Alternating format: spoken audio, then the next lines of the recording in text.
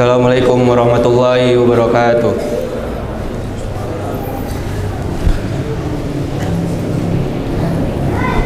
Innal hamdalillah nahmaduhu wa nasta'inuhu wa nastaghfiruh wa na'udzu billahi min syururi anfusina wa sayyiati a'malina. May yahdihillahu fala mudhillalah wa may yudhlilhu fala hadiyalah. Asyhadu an la ilaha illallah wahdahu la syarikalah wa asyhadu anna Muhammadan abduhu wa rasuluh la nabiyya wa la rasula ba'da. Qala Allah ta'ala fil Qur'anil Karim, ya ayyuhalladzina amanu taqullaha haqqa tuqatih wa la tamutunna illa wa antum muslimun.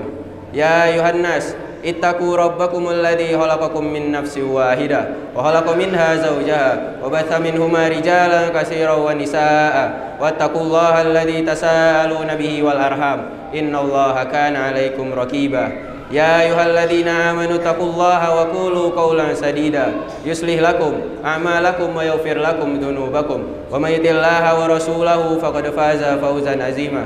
Amma ba'du. Fa inna asdaqal hadithi kitabullah wa khairal huda huda Muhammadin sallallahu alaihi wasallam wa syarrul umuri muhdatsatuha wa kullu muhdatsatin bid'ah wa kullu bid'atin dhalalah wa kullu dhalalatin finnar. A'adzani Allah wa iyyakum minan nar. Pertama-tama khatib berwasiat kepada diri pribadi dan kepada jamaah sekalian untuk selalu meningkatkan kualitas serta kuantitas ketakwaan kita kepada Allah Azza wa Jalla.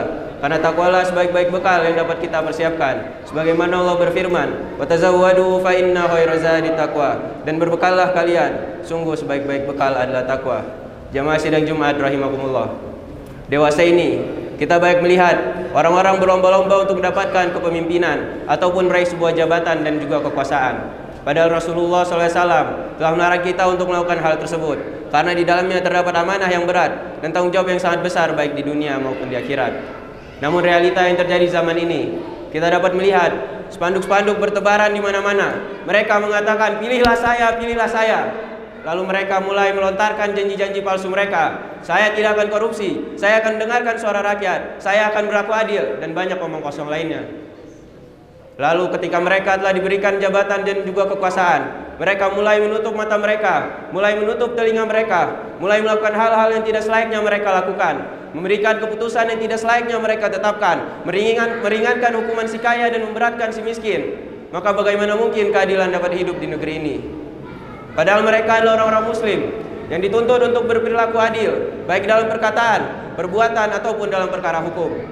Maka seorang muslim seyogyanya tidak menginginkan suatu jabatan yang mana hal itu dapat menjadi fitnah baginya.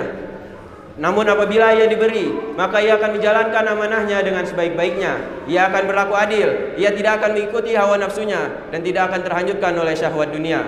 Maka muslim seperti inilah yang mendapatkan kecintaan dari Allah. Sebagaimana Allah berfirman, wa qasitu innallaha yuhibbul muqsitin. Dan berlaku adillah, sungguh Allah menyukai orang-orang yang berlaku adil. Rasulullah SAW juga bersabda, innal muqsitina indallahi ala manabira minan nur an yamini rahmani azza wa jalla wa kilta yadayhi yamin alladzina ya'diluna fi hukmihim wa ahlihim wa mawalu. Sesungguhnya orang yang berlaku adil di sisi Allah berada di atas mimbar-mimbar dari cahaya di sisi kanan yang Maha Pengasih, dan kedua tangannya adalah kanan, yaitu mereka yang berlaku adil dalam hukum, keluarga, dan kekuasaan mereka. Allah Azza wa Jalla telah memberikan pelajaran bagi kita melalui kisah dua hambanya yang mulia, yaitu Nabi Sulaiman alaihissalam dan juga Nabi Daud alaihissalam. Kisah yang pertama Allah sebutkan dalam surat Shad ayat ke-21 hingga ke-25. Allah berfirman, wa hal ataka naba'ul khasmi ittasawwarul mihrab. Dan apakah telah sampai kepadamu berita orang-orang yang berperkara ketika mereka panjat pagar mihrab? Pada ayat sebelumnya Allah berfirman, wa syaddadna mulkahu wa atainahul hikmata wa faslal khitab. Maka kami kuatkan kerajaannya dan kami berikan hikmah serta kebijaksanaan dalam menyelesaikan perselisihan. Ayat ini menjelaskan karunia yang Allah berikan kepada Nabi Daud berupa kebijaksanaan dalam menyelesaikan perselisihan. Maka dengan datangnya orang yang berperkara ini, Allah menjadikan mereka ujian serta nasihat atas ketergelinciran Nabi Daud alaihissalam. Dikisahkan bahwa terdapat dua orang yang sedang berselisih, maka mereka memutuskan untuk menemui Nabi Daud alaihissalam. Namun pada saat itu Nabi Daud telah melarang kaumnya untuk menemuinya dan ia menutup tempat ibadahnya. Maka mereka memutuskan untuk masuk tanpa izin dengan memanjat pagar. Namun hal ini malah membuat Nabi Daud takut serta terkejut. Maka salah seorang dari mereka berkata, janganlah engkau takut wahai Daud, sesungguhnya kami adalah dua orang yang sedang berselisih. Maka selesaikanlah permasalahan di antara kami ini, dan janganlah menzalimi salah satu dari kami.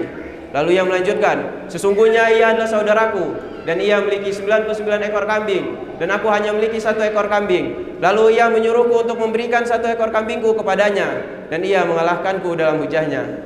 Ibnu Katsir rahimahullah berkata, para mufasir ketika menjelaskan ayat ini banyak menyebutkan kisah-kisah Israiliyat, yaitu dikatakan bahwa sebenarnya yang datang pada Nabi Daud adalah 2 malaikat yang ingin menyindir beliau karena sudah memiliki 99 istri dan ingin menikahi seorang wanita yang sudah bersuami, dengan menyuruh suami wanita tersebut berperang agar mati terbunuh. Namun kisah ini tidak memiliki dalil sahih yang menguatkannya, maka kita mencukupkan dengan mengetahuinya dan membacanya dan mengembalikan kebenaran mengenai hal ini kepada Allah, karena Al-Quran adalah hak dan kandungannya juga hak. Maka setelah Nabi Daud mendengar perkara yang terjadi di antara mereka, ia berkata, sesungguhnya saudaramu telah menzalimimu, dan tidak sedikit orang yang berserikat melakukan kezaliman terhadap saudaranya dan tidak menetapkan hukum di antara mereka, kecuali orang-orang yang beriman dan melakukan amal soleh, karena kedua hal inilah yang mencegah seseorang dari melakukan kezaliman, dan jumlah mereka sedikit. Maka setelah itu Nabi Daud menyadari bahwa dirinya sedang diuji oleh Allah. Ia segera bertaubat, bersujud, meminta ampun kepada Allah, maka Allah mengampuninya. Ibnu Abbas radhiyallahu anhu berkata, Nabi Muhammad SAW melakukan sujud tilawah ketika membaca surat Shad, lalu ia bersabda, sesungguhnya Daud melakukan sujud karena taubat kepada Allah, dan kita melakukan sujud karena rasa syukur kepada Allah. Jemaah sidang Jumat rahimakumullah. Kisah selanjutnya Allah sebutkan dalam surat Al-Anbiya ayat ke-78. Allah berfirman, wa Daud wa Sulaiman id yahkumani fil harthi id nafasat fihi ghanamul qaumi wa kunna li hukmihim syahidin.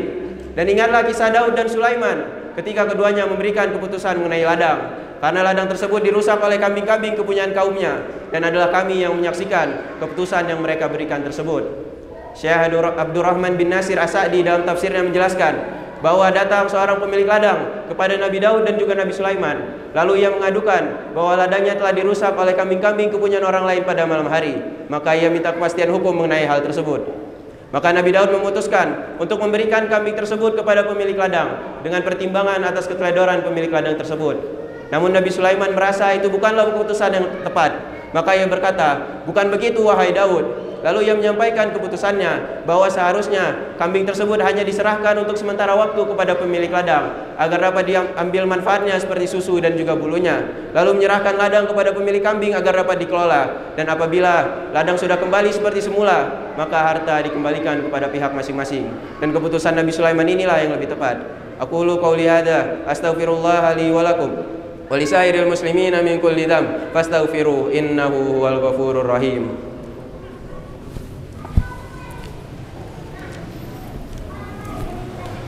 Alhamdulillahirabbil alamin wa bihi nasta'in ala umuri dunya waddin. Wassalatu wassalamu ala asyrafil anbiya'i wal mursalin wa ala alihi wa sahbihi wa man tabi'ahum bi ihsani ila yaumiddin. Amma ba'du.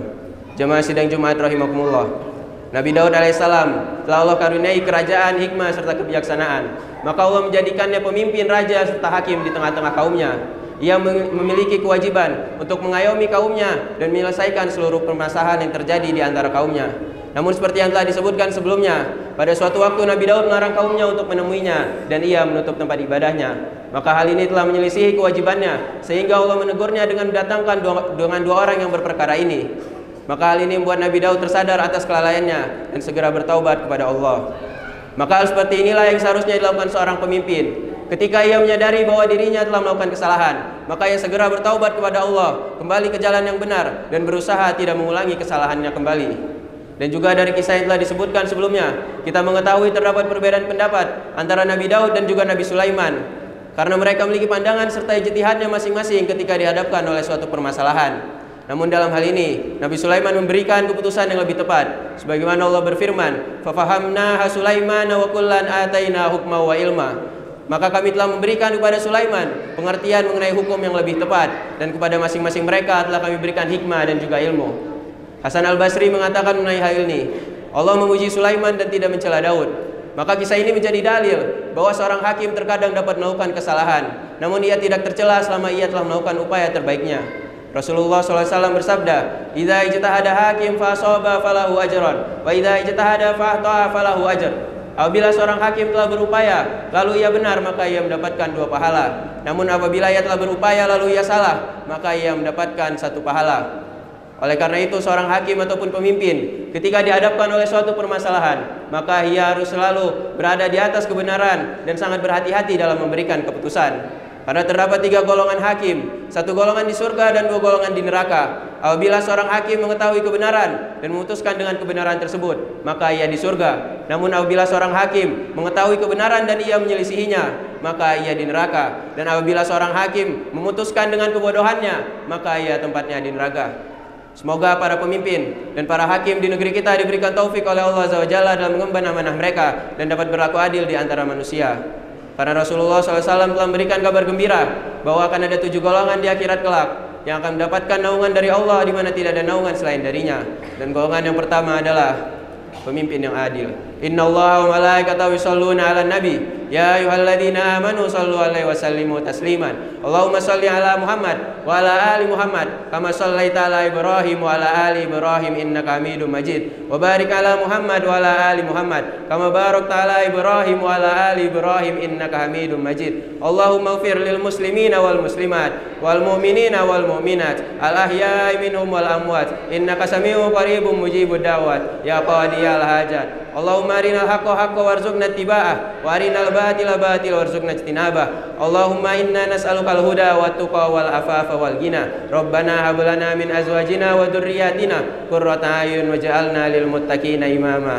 Rabbana atina fid dunya hasanah wa fil akhirati hasanah wa qina adzabannar. Ya ibadallah, innallaha ya'muru bil adli wal ihsan wa ita'i dzil qurba wa yanha 'anil fahsya'i wal munkari wal baghi. Ya'izukum la'allakum tadhakkarun. Fazkurullahal azim yadhkurkum washkuru ala ni'amihi yazidkum wa la dzikrullahi akbar. Aqimis shalah.